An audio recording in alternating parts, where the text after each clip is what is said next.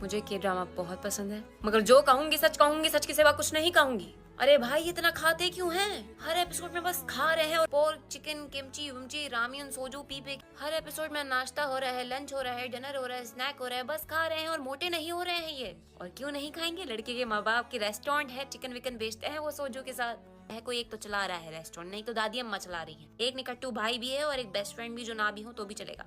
फिर आता है लड़का, प्रेसिडेंट, सीईओ, शदीद अमीर, एरोगेंट, किसी से सीधे मुंह बात नहीं करता वो। घर वाले चाह रहे हैं शादी कर रही है मगर वो मुंह नहीं लगा रहा है क्योंकि मम्मी डैडी इश्यूज हैं उसको। कुछ तो मसला है, माँ छोड़ के गई थी बचपन में, बाप कुछ तो हुआ था उसके साथ, लेकिन थेरेपी नहीं ले रहा है वो। लेकिन 2 एपिसोड के बाद हमारा लड़का बदल गया, पोके हो गया, सिंप हो गया। 20,000 करोड़ की कंपनी छोड़ के लड़की को मनाने जा रहा है वो। पूरा अम्यूजमेंट पार्क बुक करवा लिया है उसने। लड़की पे आंच नहीं आने दे रहा है वो।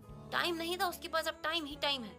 क्योंकि लड़का लड़की बचपन में मिले थे और लड़की ने बचाया था। लड़के को याद है कुछ तो हुआ था इनका बचपन में नहीं तो पिछले जन्म में मिले थे। पिछले जन्म में नहीं तो कोई टाइम मशीन है जिससे टाइम से आगे पीछे हो रहे हैं। टाइम मशीन नहीं तो लड़का और लड़की में से कोई गॉब्लिन है, विच है, डीमन है, कुछ तो है जो जिंदगी भर जीने वाला है। आखिरी एपिसोड में लड़का और लड़की में से कोई एक गायब हो जाएगा और फिर वापस आ जाएगा और शादी वादी हो जाएगी। मगर एक चीज हर कहानी में कॉमन है, वो एक लड़का जो था तो बैड बॉय लेकिन 1 नंबर ग्रीन फ्लैग, हसीन, जमील, खुद शक्ल, खुद मिजाज, 1 नंबर, लेकिन उसको लड़की नहीं मिलने वाली।